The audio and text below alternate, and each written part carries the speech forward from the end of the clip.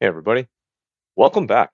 I am bored. COVID made me bored, and today at the table, I am taking a look at Selfish, the Marvel Edition. This is the card game where only the ruthless survive. I believe this is maybe the fifth or sixth version of the Selfish game.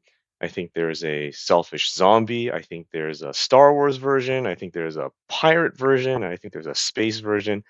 At the end of the day, this is kind of a race where you are trying to reach some kind of objective, a destination, or an escape.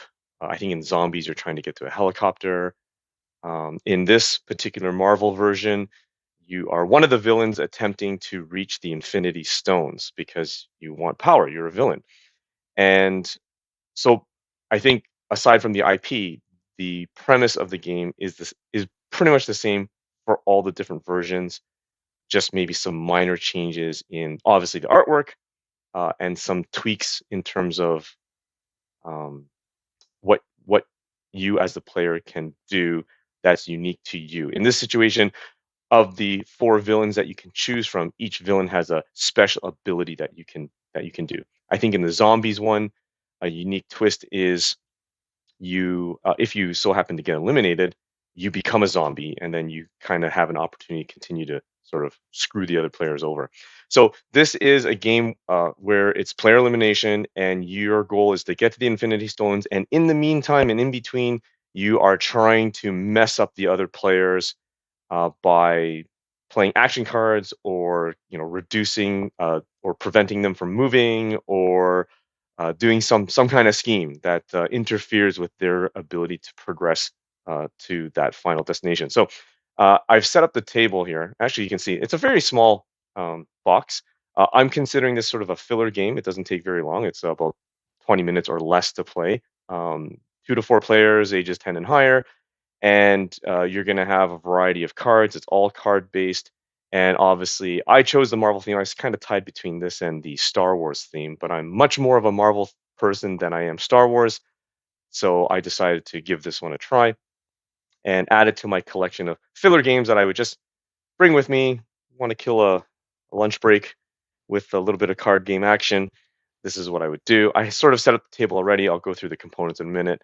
You've got a very straightforward double-sided instruction sheet, and it outlines how to play, what do you do on your turn, the various cards, how to set up, what your special ability does, as well as an explanation of all the different types of cards and how to use them, which I like. It's nice to have this sort of layout. I kind of wish you had a smaller reference for these things, but that's okay. And you'll see that there's quite a few cards, quite a few variations, and they all do various things. You have action cards, which can protect you from certain things or inflict obstacles on your opponents. And you have your own villain mission cards, which is identical across all the villains. There's nothing different other than the artwork. And it can be either something that hinders you or something that propels you forward in your quest to get the Infinity Stones. So I have it laid out the way it has in the instructions. And I guess the reason why I came across this is I actually wanted the zombie version. And then I saw that there was Marvel, and I guess between the two. And then I saw there was Star Wars, and I guess between the three, I thought zombies was okay.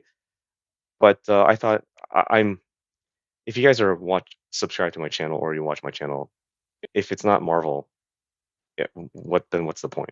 So I decided to go Marvel, and it's something different where I'm actually you're playing a villain as opposed to a hero. So I've got the table set up. I have all four villains laid out, and it's Loki, Thanos, Ultron, and Red Skull are your options. They each have sort of a placeholder in your, I guess, your race. This is sort of the racetrack, if you want to imagine sort of four columns as you're racing. Obviously, for the purposes of this video, I have all the villains on one side, but if it's a four-player game, you're sitting around the table, and the only thing that you need to have in this sort of column race is your character card. And you'll be given the character card, which is double-sided. The first side is when you're still in the game, you're not, you're alive. And if you so happen to be defeated or you're out because you've run out of power cards, and I'll get to that in a minute, you'd flip it over to basically say game over for yourself. So it is player elimination. I think in this situation, there are 2 and 3 player rules, but I think this is the kind of game that is best played 3 or 4, but definitely I think 4. Because at the end of the day, it's a race and you want to be able to have options to, I guess, target multiple people rather than just the same person over the course of the game, and you're hindering them the same person. It's not gets a little vanilla maybe.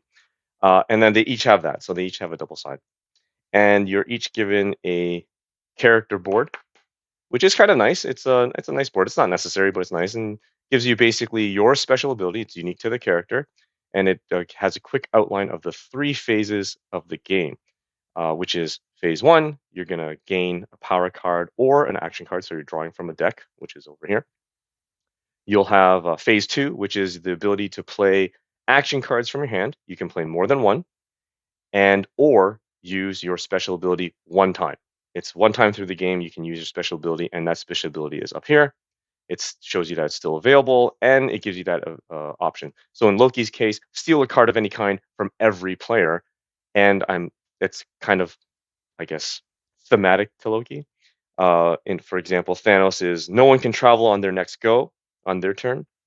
Ultron has no one can use any action cards or their special ability card or their special ability on their next turn. And Red Skull has steal a single power card from everyone. So where Loki is steal a card, any type of card, Red Skull is only power cards. And I'll get to the cards in a minute.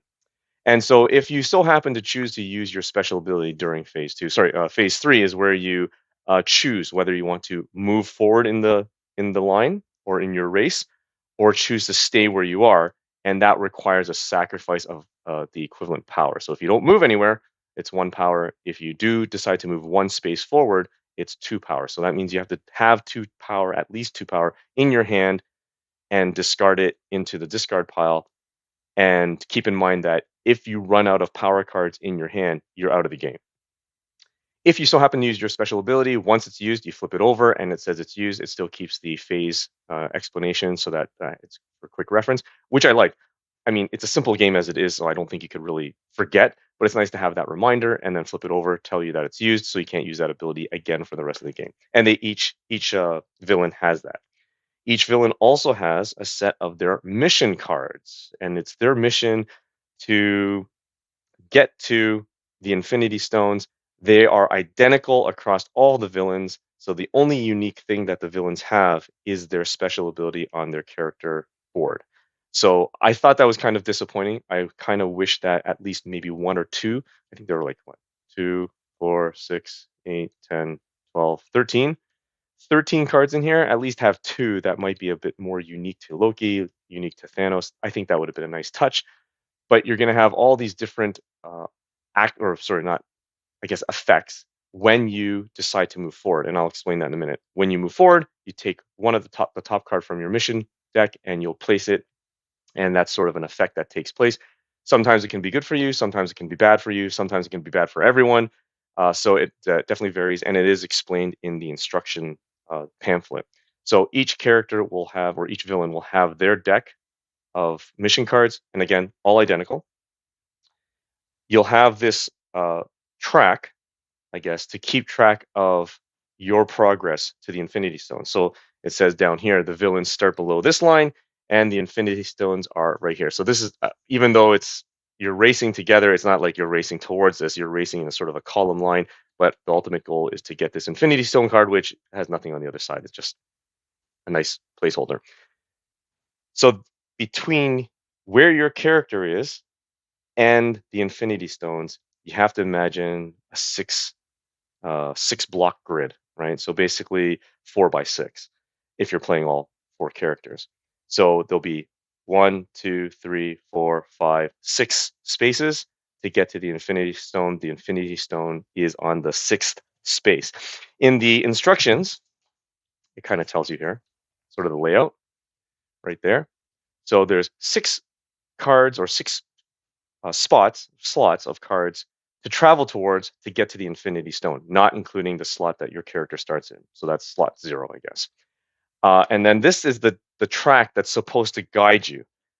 So if there are 6 slots, and if you look at this, ideally you would have at least 6 pictures and maybe maybe a grid, like sort of a line separation between the two.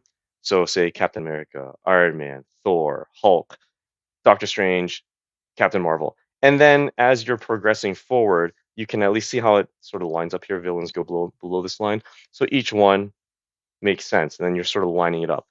But you only have 4 characters here. So it's very I don't know why they did it this way. Maybe to I actually really don't understand. It's double-sided, it's exactly the same. If they had 6 characters, or sorry, 5 characters here, then that would help guide the way. One, 2, 3, 4, and then maybe 1, 5, and then the top part is 6. So those are your 6 spaces. So I don't like this. It's nice artwork, but it doesn't serve the purpose I think it's intended for.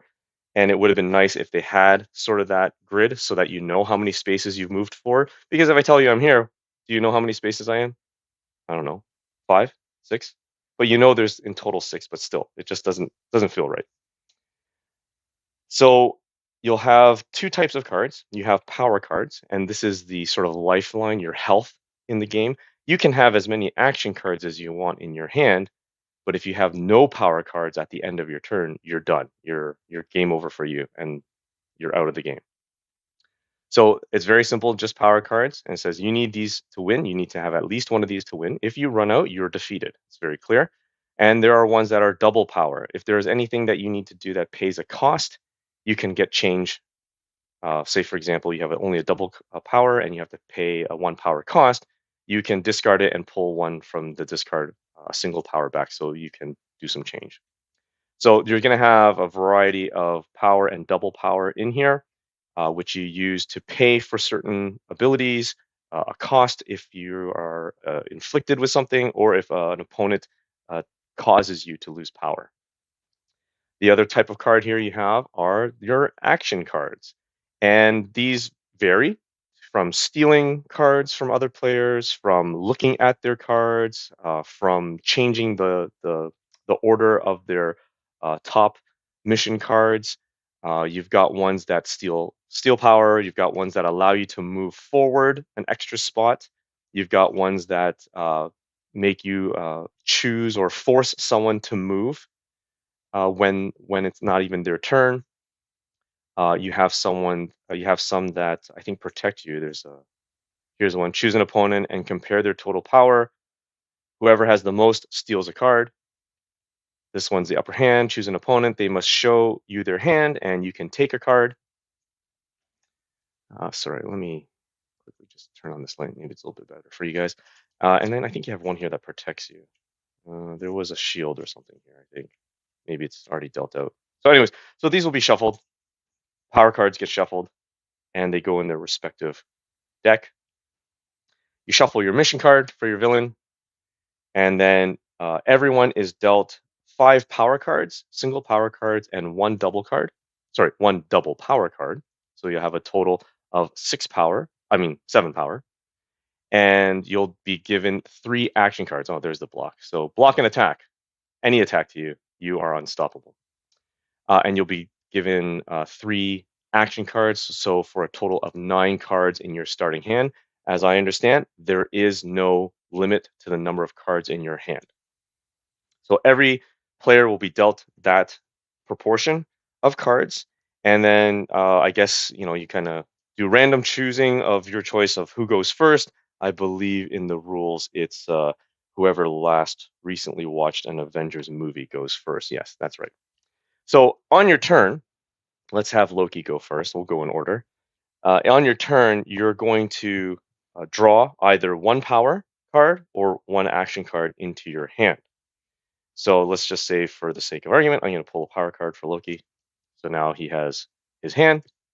And then you move to phase 2. Phase 2 is you can play as many actions as you like, and or you can use your special ability. So Loki doesn't want to use his special ability. Still a little too early. He has an action card which would be like this: Relentless. Move forward 1 space and ignore the mission effect. So what does that mean? At the third phase of this is to choose to move or don't move. If you decide to move forward 1 space, you then draw the card from your mission deck, flip it and resolve whatever's behind it. So again, it could be good, it could be bad, it could be neutral. It all depends. So this card basically means that you get to move forward one space and you have to play a card from your mission deck, but you ignore anything that's written on it. So if it's something positive, you're ignoring it. If it's something negative, you're ignoring it, and that could be playing in your favor. So let's just do that. So Loki's going to play this card. He's going to move forward one space and ignore the mission effect. So we're going to put it in the discard pile up there. Loki moves one space forward, draws a card from his mission deck, flips it over. Watch your back. The player in last place can steal one card from you. If there is a draw, nothing happens. So we place that down, but because of Relentless, we ignore that effect, and that's okay. If there's any other cards, if I had another Relentless, I could play that. But I have nothing else that I need to play. The block cards are when someone else attacks me or Loki. And so then I decide to move to the third phase, which is, do I choose to stay or do I go? And if I choose to stay, I have to sacrifice one power from my hand. If I choose to move one space, I pay two power from my hand, and I have to draw another mission card and resolve it. So Loki's pretty greedy, right? So we're going to move him forward one space. We're going to sacrifice two power. So I'm going to play the double power that I have into the discard pile, and I'm going to draw from the top of the mission deck and resolve whatever's behind it. Clear path. Nothing to see here. So as you can see, Loki is two spaces forward because this is originally 0, right? So I believe that's how it works. So you're traveling actually 7 spaces, and that's how it goes. So he's 2 spaces ahead from everyone else. That ends his turn, and now we move on to Thanos. So Thanos will follow the same rule. This time he's going to draw an action card. He's going to draw an action card, and let's see. He has got tip the scales. Choose an opponent and compare the total power. Whoever has the most steals a card. So more than likely, Thanos has more power than Loki because he just paid power to move, and he paid 2. If he drew a power, but he doesn't know what it is. So you're taking this chance. You could potentially lose this draw, or you could potentially steal a card from someone else, which is the risk you take. And if you're counting cards, you're perfectly fine. So let's see, what else does he have? He has making mischief. Look at the top 3 cards of an opponent's mission cards and put them back in your chosen order. You also have follow. Choose an opponent, move forward when they do, and you follow your mission effects as normal. And then you also have relentless. So here's what we're gonna do. Let's do this. So let's do relentless on Thanos. We're gonna play this one. We're gonna move one space forward, draw a card from his mission deck. We're gonna take a look at it. Damage. If you have 6 or more cards, discard 1 power or 2 action cards. Fortunately, I ignore this because I played Relentless. And now I'm going to play Follow. So I'm going to play Follow. Choose an opponent and move forward when they do on their turn. And I will follow mission rules as normal. So what I'm going to do is I'm going to tack this onto Ultron. So I'm just going to make note of it, but I'm going to put the card here to remind me that if and when Ultron moves forward, I get to move forward one space too, or Thanos gets to move one space forward. Now, could I do tip the scales? I probably could, but I don't think I'd win on anything right now. And I could play making mischief, but I'm going to hold on to these right now, and I'm going to choose to move forward. So I'm going to play 2 of my single powers into the discard to move Thanos one space up, draw a mission card, and it's clear path. Again, lucky him. So that ends his turn, and Thanos is again tied in terms of his position towards the Infinity Stones. It is now Ultron's turn. Ultron's going to draw an action card. He's got nothing to lose. Discard 1 power to take a card of your choice from the discard pile, which would be great for Relentless. So we might do that. He also has tip the scales. He has a block, and he has a follow. So let's do that. Let's do nothing to lose. We're going to discard 1 power. We'll discard 1 power. We'll discard nothing to lose to take a card from the discard pile, and I take Relentless. And then I'm going to play Relentless to move forward one space, draw for my mission card, and I ignore this damage. Now, because I move forward, Thanos gets to move forward. So it may not have been smart of Ultron to do that, but just for demonstration purposes, you can see how follow works. So he gets to move one more, choose an opponent, and move forward when they do on their turn. And he moved. So we're going to flip the mission and resolve it for Thanos. Hostile takeover, steal one card from a player of your choice and do your best villainous glare. So we're going to steal a card, a random card from Loki. So we'll just go ahead and we'll just shuffle and we'll just take this card. Okay, we take the card from Loki. And because he's still following, if Ultron moves on his turn in phase 3, Thanos gets to move one more. So Ultron is very aware of that. He's probably going to choose not to do that. So he moved forward one, and he's going to, you know what? I could have played follow on, well, no, it's not Thanos' turn, but I'm going to play follow on Red Skull from Ultron. And then I'm going to pay 1 power to stay where I am because I don't want Thanos moving any further.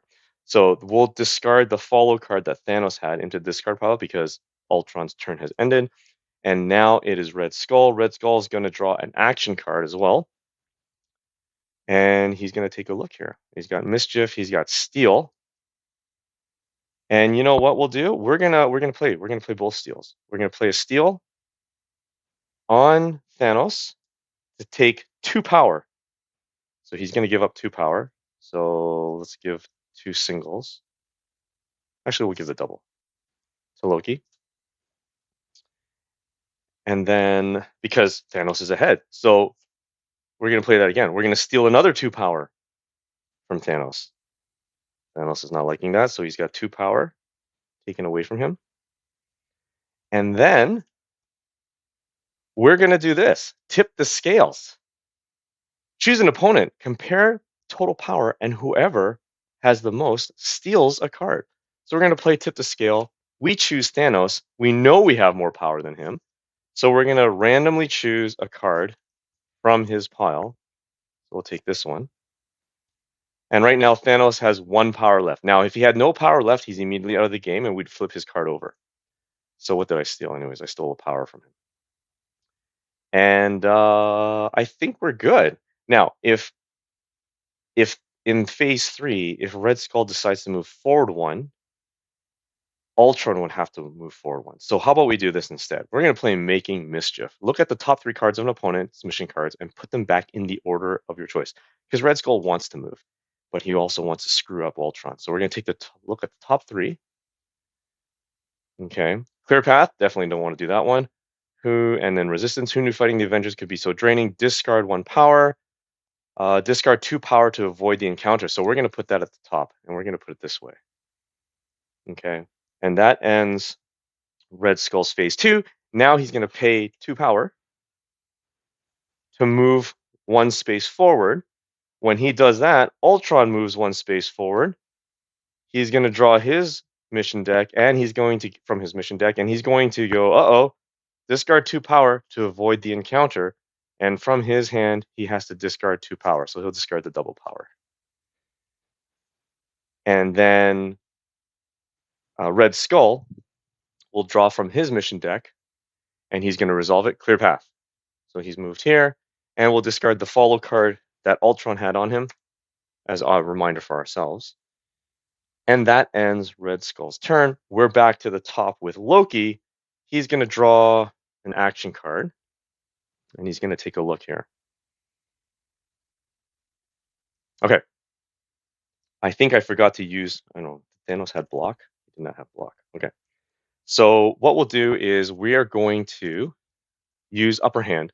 Choose an opponent. They must show you their hand, and you can take a card. So Loki plays this. He chooses Thanos. Now, I have the benefit of knowing exactly what Thanos has in his hand, but there's only 3. And if you're card counting, you know that Thanos is probably low on power. So Loki's going to look at his hand, sees that there's only 1 power left, and he steals it. Take the card, and immediately Thanos is eliminated. So we flip him over. He's been defeated. He can no longer participate. Loki has tricked him and given up his power. So now it's Loki's turn, and he's going to pay 2 power to move forward. Now he doesn't have to. He could probably wait for another turn but I think having 4 power is probably good enough, and he's got 2 blocks, so that's good. So he's gonna move up 1. He's going to flip a mission card, steal 1 card from a player of your choice, and do your best villainous glare. So that's hostile takeover, very similar to what Thanos had. So we are gonna take a look at, let's see. Let's take a look at Red Skull, and we're gonna shuffle, and we're gonna steal 1 card from a player of your choice. All right, so it'll probably be a power. We're gonna take it. It's a power, so Loki steals a power. That ends his turn. We skip Thanos because he's out. We go straight to Ultron. Ultron's gonna pull up probably a power card, and I don't think look Red Skull had any blocks, so that's good. And then what we're gonna do is we're going to take a chance here. Should we take a chance with Tip the Scales? Probably not. So I'm going to have Ultron uh, use his special ability. No one can use any action cards or their special ability on their next turn. So back to Red Skull on his turn can't use action cards or the special ability. Neither can Loki. So we're going to flip Ultron's card over to say that his special ability has been used. We're going to pay 2 power to move forward up 1, and then we're going to reveal the top card from his mission deck. It is Who Knew Fighting the Avengers Could Be So Draining? Discard 1 power. Ooh, so he discards it, but that's an attack. So he's going to play block to block that. So he does not have to discard a power. That ends his turn. It is now Red Skull. He's going to draw a power card instead because he can't play actions or use his ability. And he's going to just go straight to phase 3. He's going to discard 2 power. He's going to move up 1. And we're going to draw. And it is unstoppable, stop for no one, take 1 step forward. So when he does that, he draws another card. Balance, let's even out the playing field. Whoever has the most power must discard power. If there is a draw, nothing happens. Pretty sure Red Skull has the most power, so he's going to discard 1 power, and that ends his turn. So 1, 2, 3, 4, 5, 6. 2 spaces away. He can't use his ability. He couldn't play any action cards. It would go to Loki's turn exactly the same way. And play would continue until 1, you're the first one to reach here, or 2, everyone else is eliminated and you're the first one to reach here. So it is possible for you to still happen to play the cards right, eliminate your opponents, and still not make it because you don't have enough power. But I think the likelihood is very low. So that, in a nutshell, is how you play Marvel Selfish, or Selfish, the Marvel Edition. So as you can see, it's a race. At the end of the day, it's a very short race, 6 spaces that you're trying to go to, a variety of action cards to help you progress forward, to help you uh, sabotage your opponents, block attacks. You've got abilities that can help that hinder your opponents or give you some kind of advantage, and you've got your mission cards, which has a mix of everything. Something that helps you, something that does nothing, and something that could potentially help your opponent. So if we take a quick look at them, there's another clear path. Seize your moment. It's all about going to plan. Pick up 1 power card and an action card, so it gives you extra cards. Damage. If you have 6 or more cards, discard 1 power or 2 action cards. Unforgivable. You and a player of your choice must discard 1 card. There's no avoiding it. At least you're not alone, so you can't block this one. Destiny. With no one in your way, it's clearly meant to be pick up a card of your choice, power or action. Not today. Discard all action cards from your hand. You've lost your spark. Resistance, who knew fighting the Avengers could be so draining? We saw that before. Discard 1 power, another clear path, and there we go. Looks like trouble. So aside from the artwork, everybody else's mission cards are identical. Same number of cards, same distribution of those type of cards. So really what you have to your advantage is the kind of action cards you get into your hand, how you play them, because you can play any number of action cards, and when to use your special ability if you're getting really close and you want to just sort of maybe try to guarantee some safety in your race to the Infinity Stones. So there you go. Marvel Selfish, one of the selfish versions in the Ridley games. I don't think I mentioned that at the beginning. For 2 to 4, villains. It says 2 to 4 villains, but 2 to 4 players, ages 10 and higher, or roughly 20 minutes of play, depending on if you have a full complement of players or just a few. So, hope you enjoyed the video, and until next time, stay bored.